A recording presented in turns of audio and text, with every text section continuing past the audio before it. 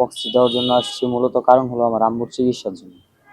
আম্মুর চিকিৎসার টাকার দরকার, এই জন্য আমি ওর কথা মতো আসছি। ওই বলছে আমি সুবাহান, সে গাজীপুর থেকে, বাসা মানব রাস্তা, গ্রাম কেওয়া নতুন বাজার। আপনার পক্সি দেওয়ার জন্য আসছি, মূলত কারণ হলো আমার আম্মুর চিকিৎসার জন্য। আম্মুর চিকিৎসার টাকার দরকার, এই জন্য আমি ওর কথা মতো আসছি। ওই বলছে তোমার আম্মুর ওষুধপাতি যা খরচ লাগে আমি দিয়ে দেবো, তুমি আমার পরীক্ষাটা দিয়ে দেবো। এই জন্য আমি আসছি কালকে রাতে, আজকে সকালে এই জায়গায় আসছি পরীক্ষা দিতে। আচ্ছা, তো কিভাবে তোমার চুক্তিটা হয়েছে তার সাথে?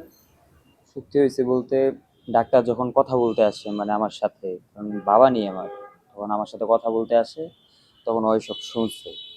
শোনার পরে ডাক্তার চলে যাওয়ার পরেও ওর সাথে আমার চুক্তি হয়েছে যে তুমি আমার এমন এমন কাজ করে দাও, তোমার যা টাকা পয়সা যা লাগে তোমার আম্মুর ওষুধ পাতি সব আমি দিতেছি।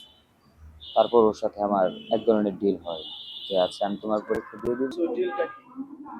ওইটা ও বলছে যে তুমি পরীক্ষা দিয়ে আসবা, আইসা জানাইবা, আমি তোমার যাবতীয় ওষুধপাতি যা মানে যে হসপিটালে আছে ওই জায়গায় কিছু টাকাও বকে আছে, মানে এগুলো সব ক্লিয়ার করে দিবে আর ওষুধের খরচ দিয়ে দিবে।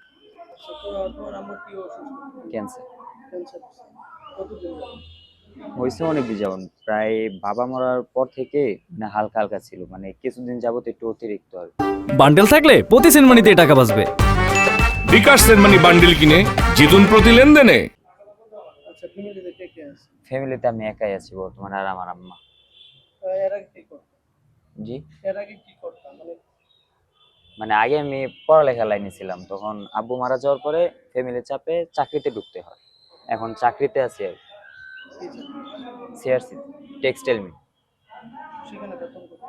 ওই জায়গায় বেতন 10,000 টাকা। তোমার আম্মা কোন হসপিটালে আছে? শ্রীপুর, হসপিটাল নাম? শ্রীপুর উপজেলা কেন্দ্রীয় স্বাস্থ্য সেবা, সাথে ডিভাইস দিয়ে দিচ্ছি। কি ডিভাইস ছিল? আর একটা মাস্টার কার্ড ছিল আর একটা কান ছিল। ওইখান থেকে বাহির থেকে সব কুশনগুলো? হুম। আচ্ছা, তুমি কতক্ষণ দাগাইছো? দাগাইছো কি কিছু?